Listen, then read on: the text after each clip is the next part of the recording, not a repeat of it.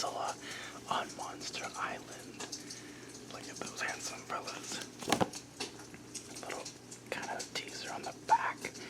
It's by Jacqueline Dwyer, illustrated by Tom Morgan and Paul Mounts. There's all of our classic trademarks. Wow, $3.25 back in the day. Can you believe that? Huh. I can't. Goodness. Random House, 1996.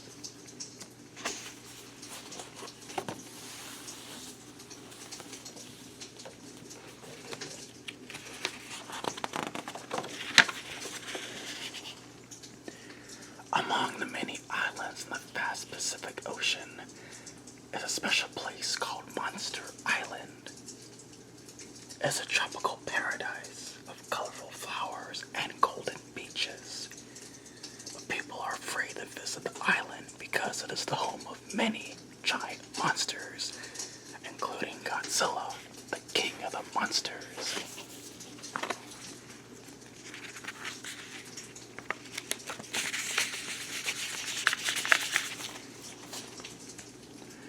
Most of the time, the monsters live together in peace.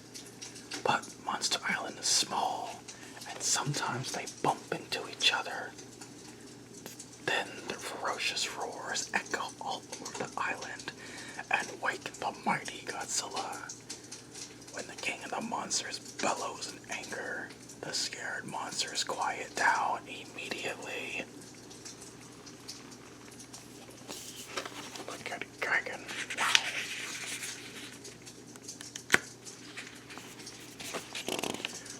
One night, a tropical storm strikes Monster Island. The monsters take shelter from the wind and the rain. They hide inside rocky caves and deep within the thick jungle.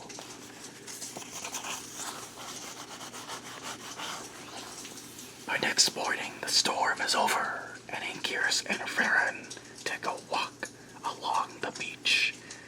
They're surprised to see something huge and round sticking out of the sand. Usually I am too. Anguirus wonders what it could be. Did it blow in with last night's storm? He wonders. Quickly, Anguirus runs off to find Godzilla.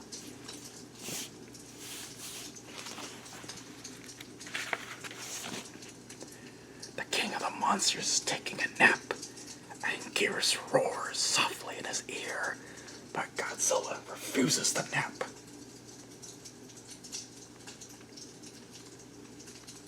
Godzilla refuses to wake up.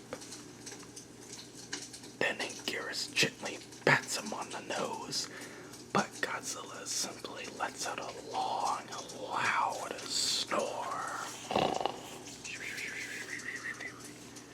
Finally, Anguirus climbs on Godzilla's stomach and jumps up and down. Godzilla's angry that anyone would dare to wake him up, but he calms down when he sees that it's his friend, Anguirus. Anguirus motions for Godzilla to follow him. Curious, Godzilla lumbers towards the beach.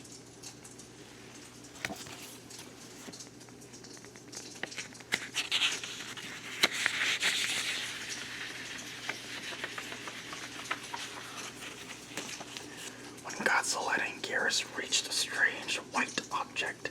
They're surprised to find Kamacuras and Humanga trying to break it open. The two giant insect monsters are sure there is something good inside to eat. Humanga pounds with his 8 legs. Ooh, and Kamacuras bangs hard too. So do I. But the giant white ball will not break. Suddenly, a blast of scorching hot air hits their backsides. Youch! They spin around as Godzilla lets out another fiery atomic blast. Yikes! Humanga turns and scuttles up the beach, while Kamacuras takes off with a single flap of his enormous wings. Look at the big G go. You love to see it.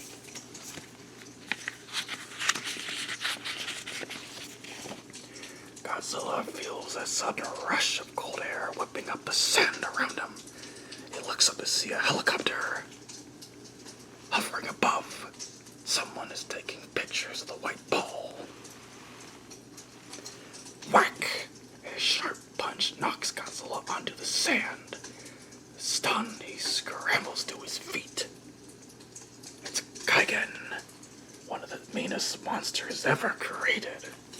Ain't that the truth? Gigan lunges towards the strange ball, but Godzilla gets there first. He fires an atomic blast and scorches Gigan's scales. Whoa! The monster roars and staggers backward. Godzilla fires again. This time, Gigan uses his huge tri-wings to take off into the clouds.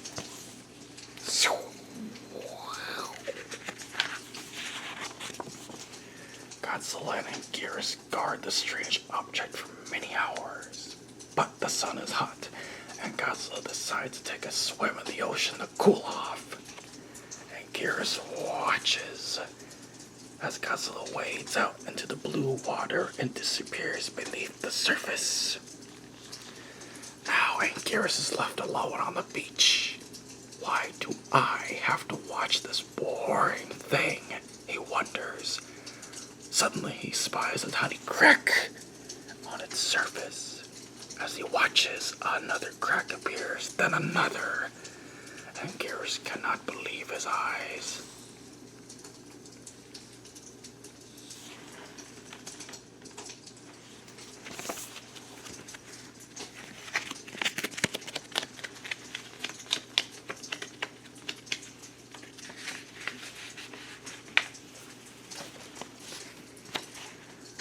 Meanwhile, the helicopter that flew over Monster Island lands at a secret floating laboratory. The scientists on board have been studying the monsters for months. Now they want to study the strange white object. They think it is a giant cocoon. We must get the cocoon away from the monsters before they destroy it, the head scientist declares. Prepare Mecha Godzilla. Oh, you know me, Alien Mugal. I love Mecha Godzilla.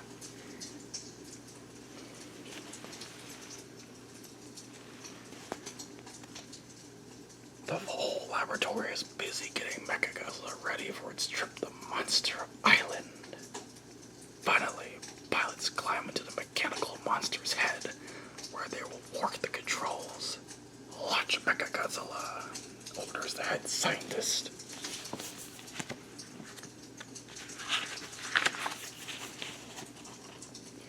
Anguirus is getting worried.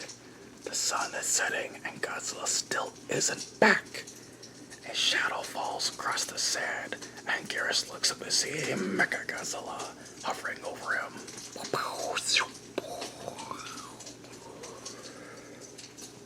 The robot's cruel yellow eyes glint and his gigantic steel body glows red in the evening sun. Then an atomic blast shoots out of its mouth. It hits Anguirus, and he roars in pain. A second atomic blast knocks him off his feet. Suddenly, Rodan arrives. That's Rodan flying. He circles the metal beast on his giant wings and pecks at its head. Mechagodzilla lashes out and sends the flying monster tumbling head over talons. Anguirus and Rodan are no match for Mechagodzilla. They need their friend's help, and fast.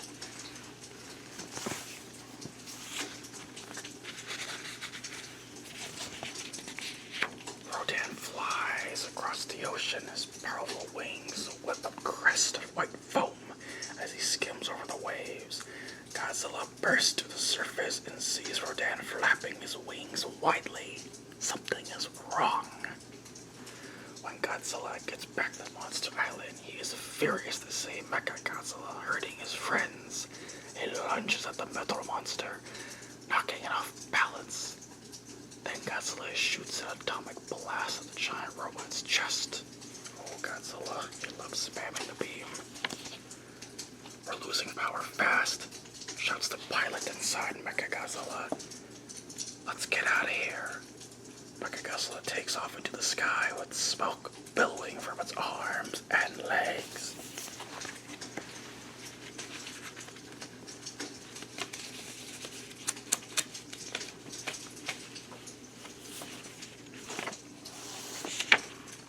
Whew, that was a close one. The monsters think when Mechagodzilla is out of sight. A loud crack makes them turn around.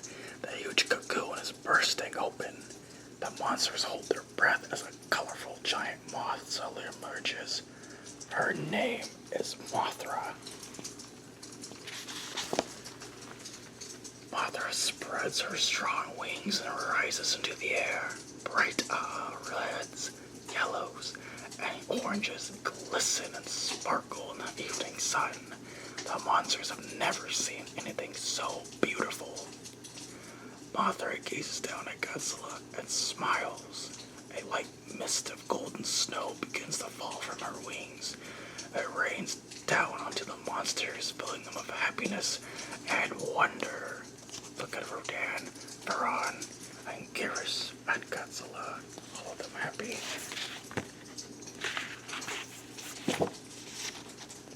All the monsters gather around Mothra and welcome her into their Monster Island family. Together, they watch the sun set over the horizon. Now, Monster Island is her home, too.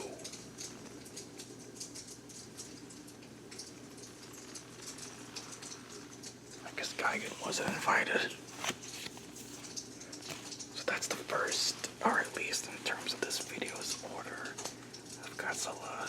These Random House books that I have. I've had these for over 20 plus years now. Good God. Godzilla on Monster Island. Now let's move on to the next one.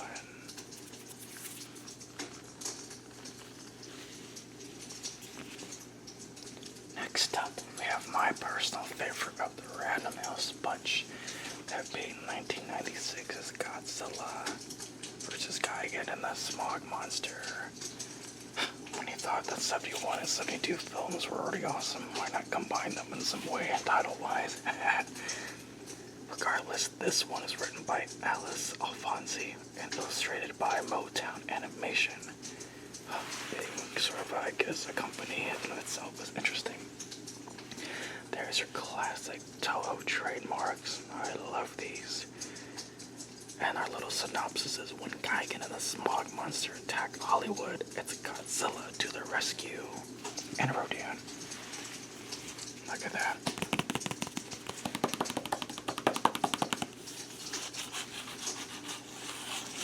Sharp Gigan claws. Precipitation of Hedora's fog and smog. The booming of Godzilla stomping.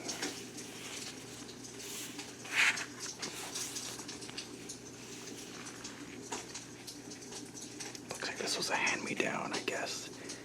As of the last one, I've had this book for over 20 years now, but look at that. From Sharon to my buddy Winnie. Interesting. The history books can have tons. Here we have a great perspective shot. Under the vast Pacific Ocean, Godzilla has been enjoying a peaceful rest.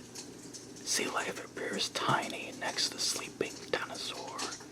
Even large whales are dwarfed by Godzilla. Meanwhile, hundreds of miles away, something strange is happening.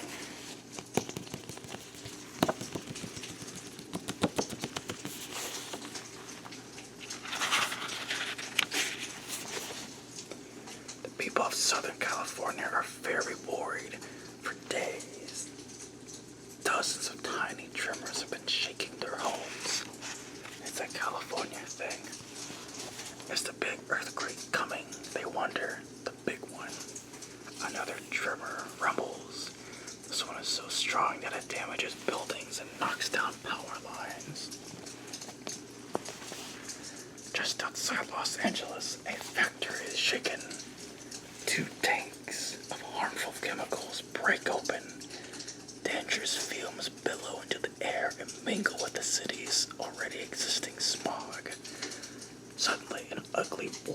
creature appears in the sky. Look, cries a factory worker. It's Hedorah, the Smog monster. Horrified people watch as the Smog monster circles like a vulture, then flies right into a smokestack. The creature sucks up the deadly fumes, using the smokestack like a straw. Most people's college experience right there.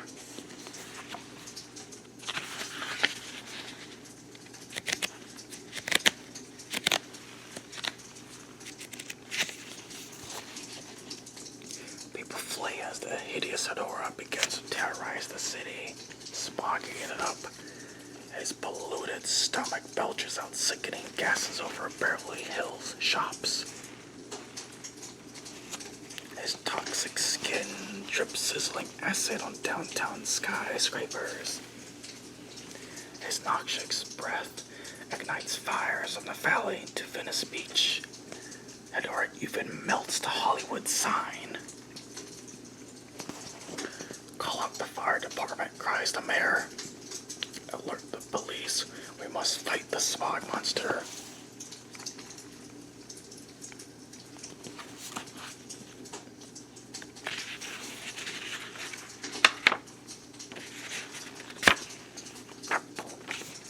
As if things aren't bad enough, another earthquake begins to shake the city.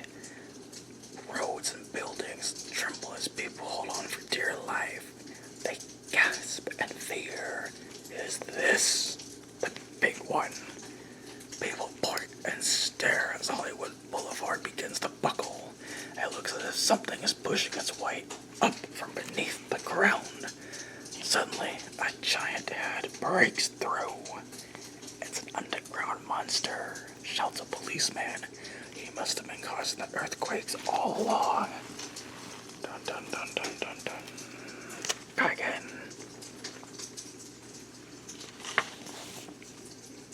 I think he's there just to see his own movie, you know what I mean?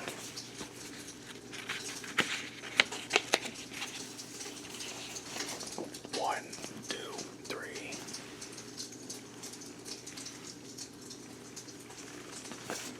The mayor calls an emergency meeting.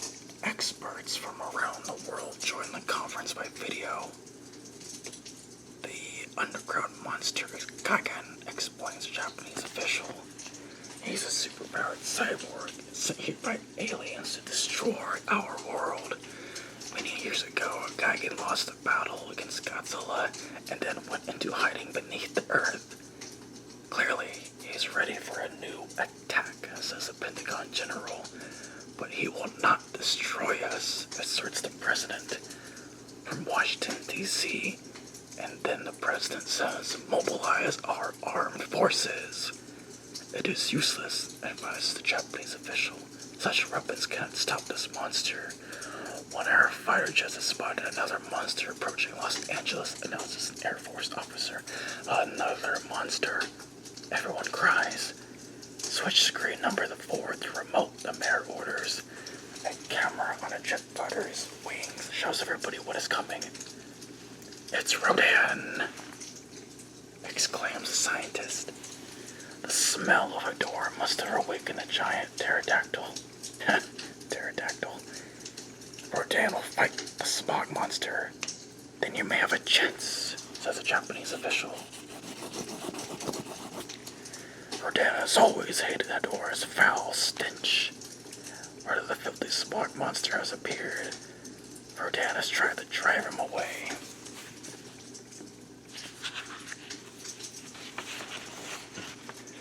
Using his mighty wings and razor-sharp talons, Rodan immediately goes on the attack. At first, Hedorah flees. But as Rodan chases him over the set of a movie studio, the Smog monster suddenly turns to fight. Boom, boom, boom, boom, boom. Take cover, shouts the film crew, seeing the giant creatures hovering above them. This is no special effect. The monsters are real. Hedorah flies and flings his poisonous acid and toxic breath at Rodan. Rodan reels backward, then lets out a screeching cry for help. As the Smog monster closes in, things look bad for Rodan.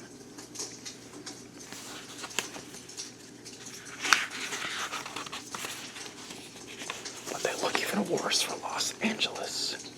Gigan has climbed out of his underground tunnel and is now tearing down buildings on Hollywood Boulevard. Army attack helicopters try to fire on the monster, but the cyborg's thick hide is like steel armor, as steel as his claws. People run in terror. What force on earth can defend them from this evil underground space monster? The answer, Godzilla can. At Santa Monica Beach, lifeguards looking out to sea and shouting with excitement, Godzilla is coming. The giant dinosaur was asleep beneath the ocean when he heard Rodan's cry. And since Rodan is his friend, Godzilla sounds a long, deep roar that tells Rodan that help is on the way. Dun, dun, dun, dun, dun, dun.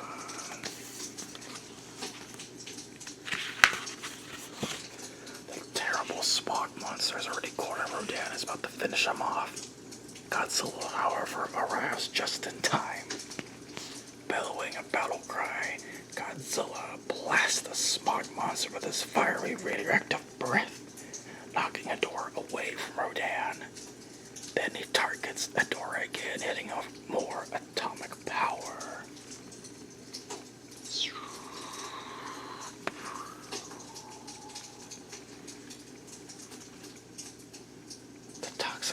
That makes up a door his body cannot withstand Godzilla's ultimate weapon. The Smog monster is nearly vaporized by the heat of Godzilla's radioactive flame.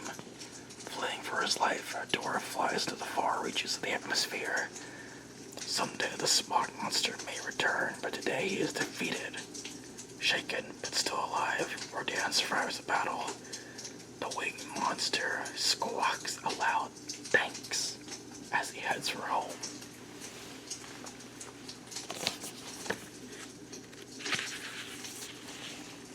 The struggle is far from over. Gigan hears Godzilla's battle cry and tramps through the streets to find him, his nemesis. The cyborg monster will let nothing stop him on his mission to destroy the Earth, not even Godzilla. He lets out a roar of his own and attacks. With his deadly curved talons, Gigan swipes at Godzilla's head.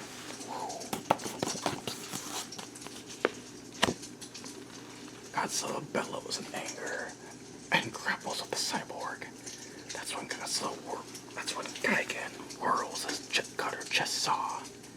The sharp blade digs into Godzilla's tough hide. Grunting in surprise, Godzilla stumbles backward. Gigan enjoys the sight of his rival's fall. The cyborg flaps his terrible tri-wings and takes up to the sky. Then Gigan blasts the dinosaur monster with his atomic forehead laser.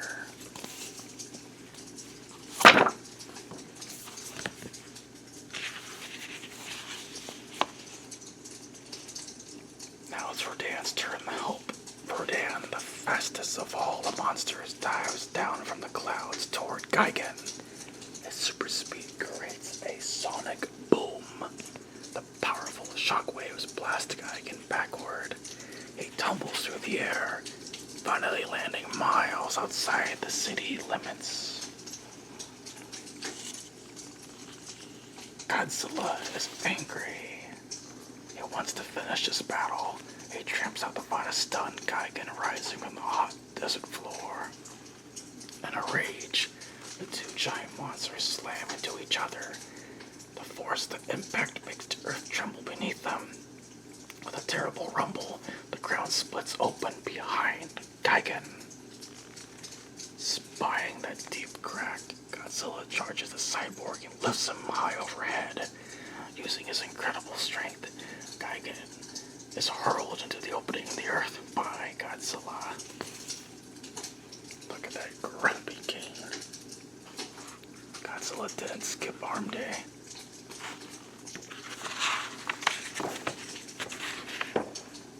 Gigan tries to climb out, but Godzilla hits the cyborg with his atomic breath. Instantly, Gigan plunges down into the darkness like a fried chicken. Then another tremor rocks the desert. The quake closes the crack, sealing Gigan deep underground. The battle is finally over, and the people of Los Angeles wave farewell to the two monsters who saved them. Rodan flies homeward, and Godzilla is back into the ocean, disappearing beneath the waves.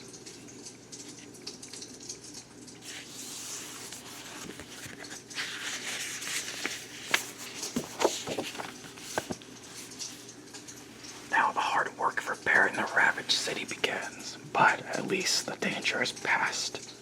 And one other thing is certain: Godzilla, king of the monsters, has definitely left an impression on Hollywood. Look at that. What a good story. Funny enough, about 8 years after this book was released, that being in 2004, Godzilla would finally get his own spot on Hollywood Walk of Fame, but kudos to Random House for doing it first. What an absolute classic book. There you have it. That's 2 of the 4 Random House books that I own. Let's move on to the next one.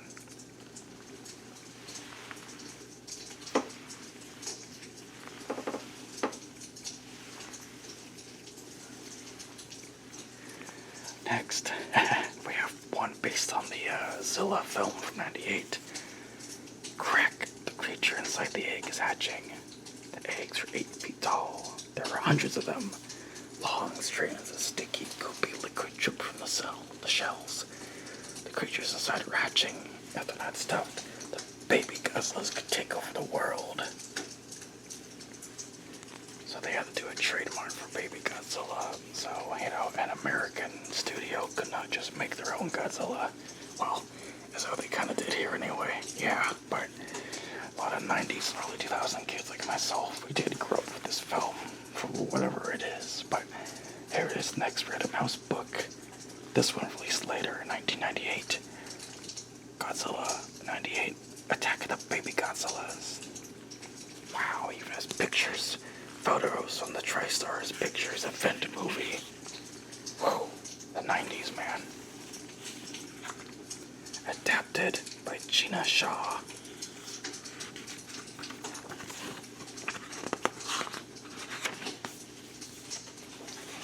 This one's more like straightforward for the movie, surprisingly.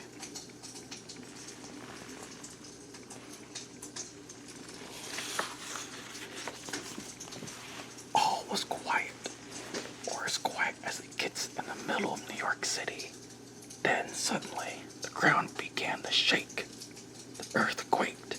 People scattered in panic. The gigantic creature's scaly, clawed foot came down hard against the pavement, smashing cars and vans under its weight. The huge lizard let out a screeching wail. Godzilla had arrived in New York City.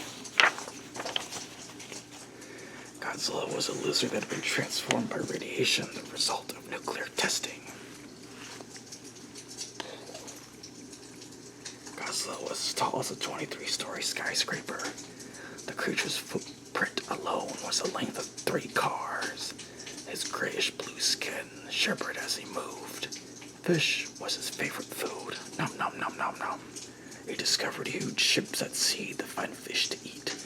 But Godzilla, however, was not an evil creature. Not at all.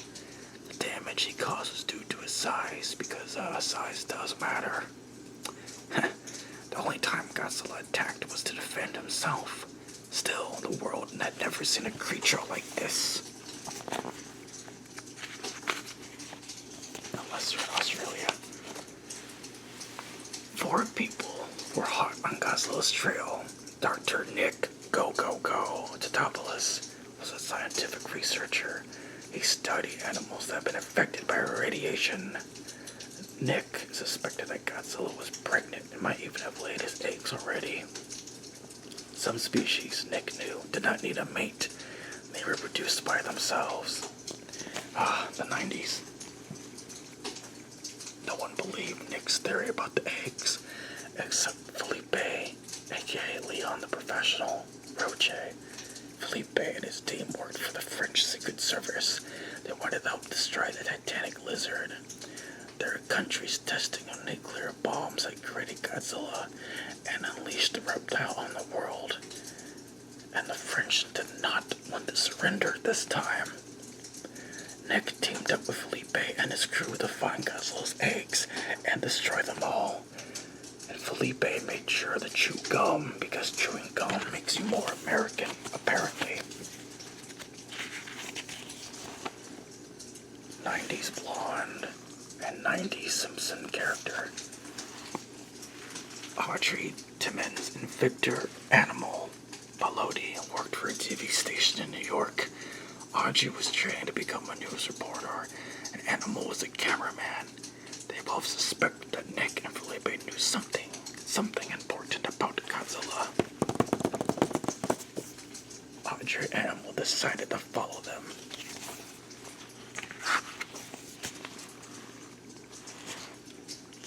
Nick and Felipe's trail led to a huge arena in New York City called Madison Square Garden. A great place for shows, really. Godzilla had tore the Madison Square Garden to shreds. Dead fish were scattered everywhere, a sure sign that Godzilla had been there. Cautiously, Nick, Felipe, and Felipe's men walked around inside the darkened building. They turned on their flashlights and showed back what they saw. Standing right in front of them were Godzilla's eggs. Each one was over 9 feet tall. That's taller than me, Alien Mugal. Long, mucus-like strands of brown liquid dripped from each of the shells, a byproduct of the 90s. Texture.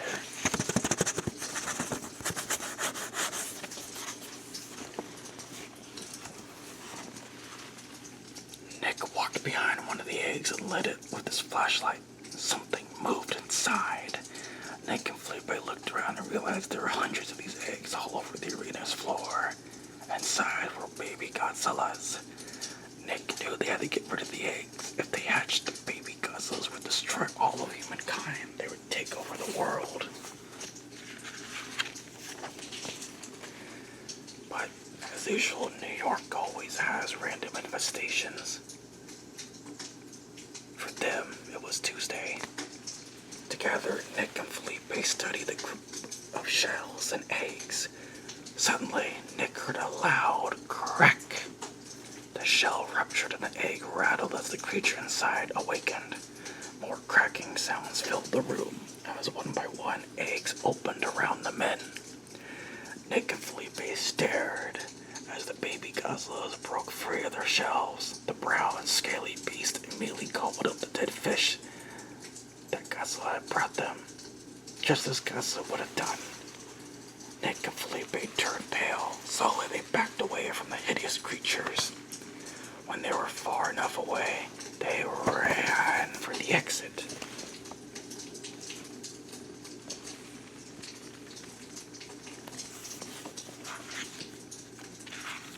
I had one of these toys when I was a kid. I don't know where it went. I still have my larger 98 figure though. That one's awesome. At the moment, on a different level of the building, Animal and Audrey crawled out from a hole in the center of the floor. There were still to see hundreds and hundreds of eggs too. Animal picked up his camera and videotaped the hatching eggs, as any good reporter would do. As Audrey nervously crept across the floor, an egg cracked. A scaly arm broke out through the shell and grabbed her leg. Audrey frantically kicked herself free and ran. Animal followed close behind.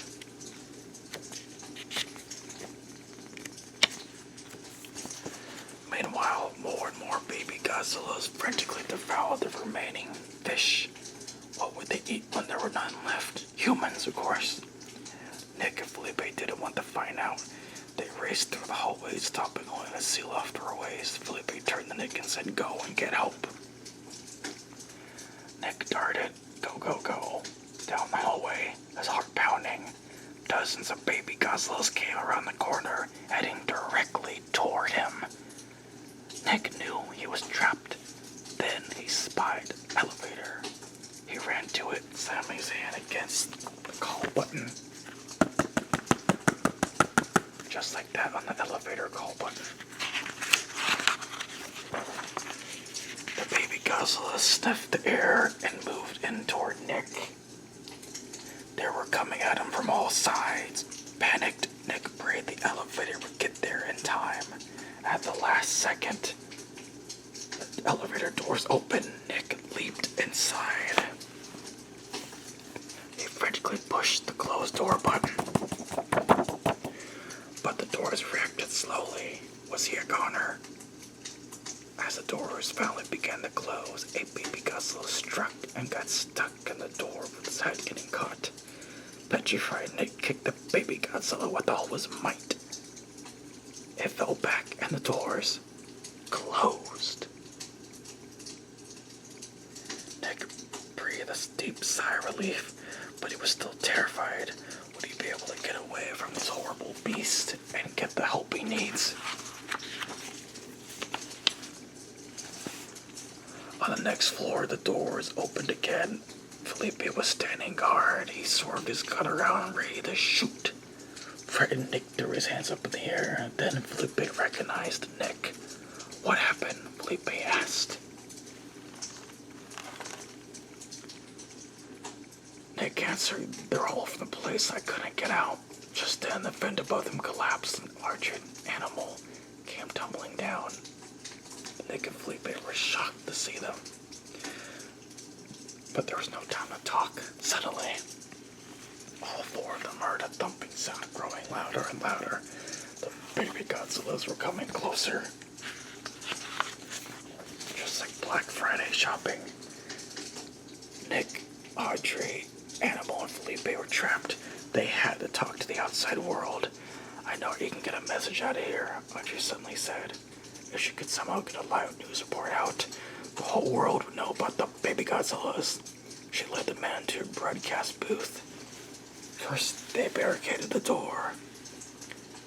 Then Audrey turned on the computer, because computers, believe it or not, for all my young viewers or Indian viewer, the computers were pretty new, I guess.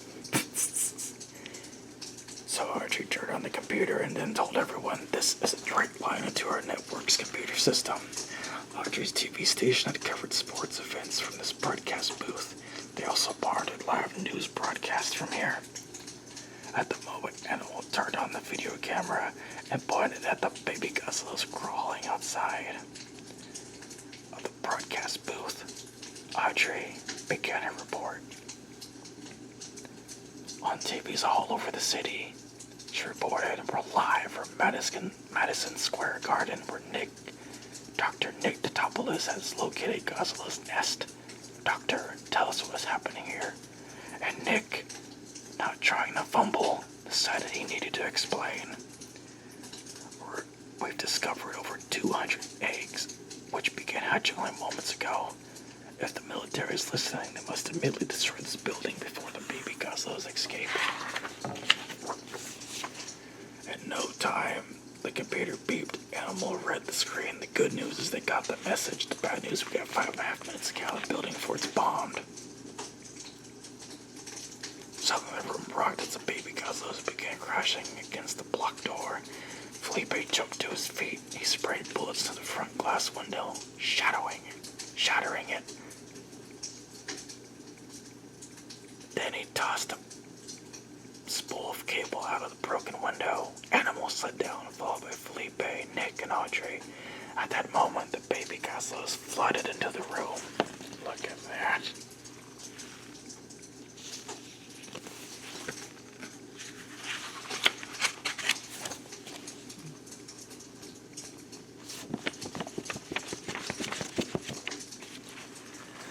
The team rushed down to the escalators that led down to the main floor.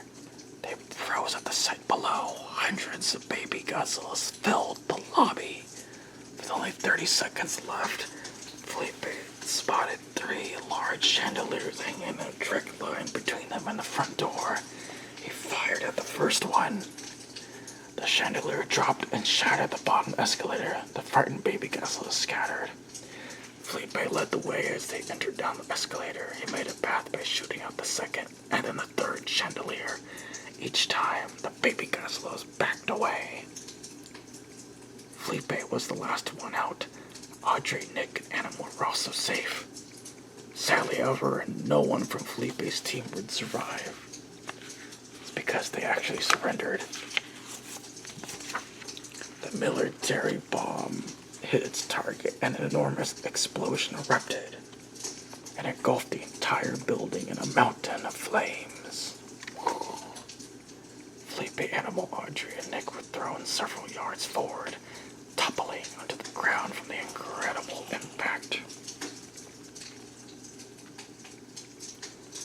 As the building crumbled in flames, many of the baby Godzillas screamed. Soon they were silenced. Slowly, Nick sat up and turned to Audrey. "Are you okay?" he asked. Audrey hugged Nick tightly, meaning he didn't fumble. Nick, Audrey, Animal, and Felipe had survived. They were heroes for saving the world from the baby Godzillas, but Godzilla was still on the loose. And now that his babies had been destroyed, the huge lizard was filled with hatred and rage. Godzilla was out for revenge. Would anyone be able to stop him? We know how that went.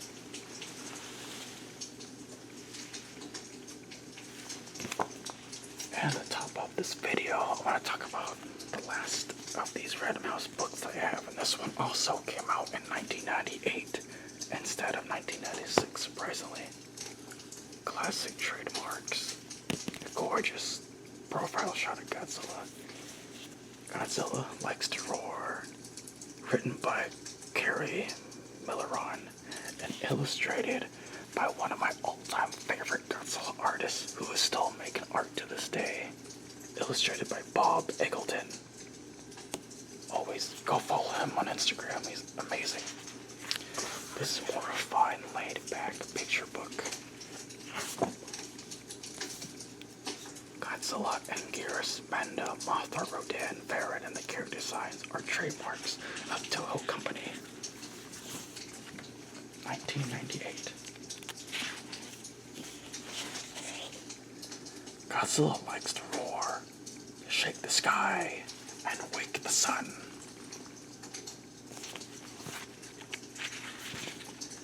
Godzilla likes to roar, then greet his friends and have some fun.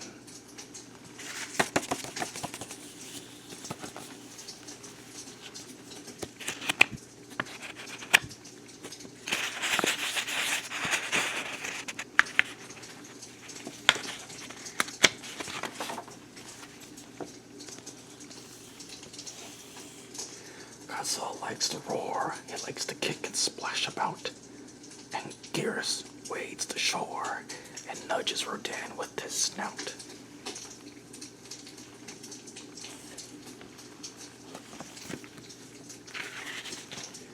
Godzilla loves to roar. He makes the hills and valleys rumble. When he roars a little more, mountains quake and boulders crumble.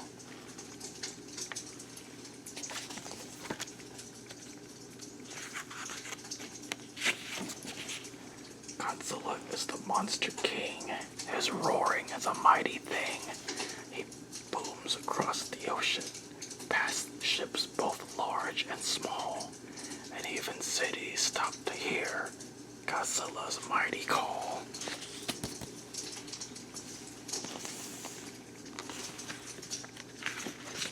Back on Monster Island, he wrestles with this monster bunch. Godzilla's belly roars. It's time to eat. Now what's for lunch?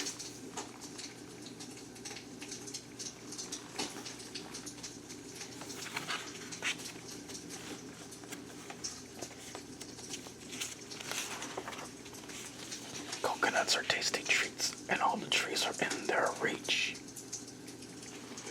They'll have a monster picnic and share food down at the beach.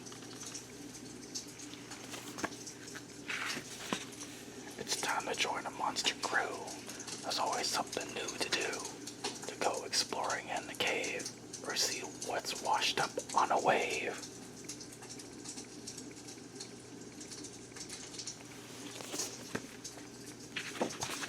A monster's life is never boring, and all the while Godzilla's roaring. But even monsters need their rest. Each picks the bed that he likes best.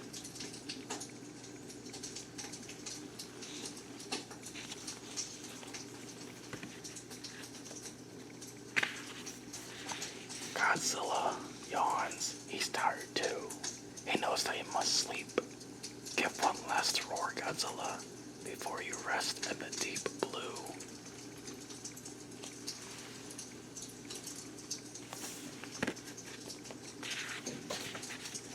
Good night, Godzilla, king of the monsters. Pleasant dreams.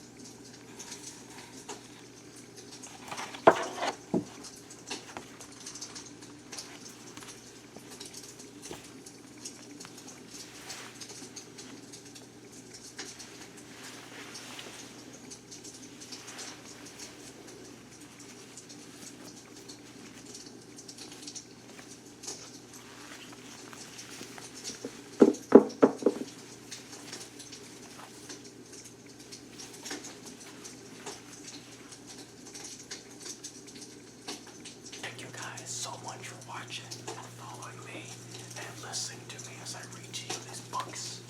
These books are amazing and I hope that you really enjoyed them. Let me know in the comments if you have some of these books and if you want to see any more ASMR from me. I'm Alien Mugal III. Thank you for watching. Check out my other videos by normal videos. And in the future, I'll do some more ASMR because, we need to de-stress sometimes.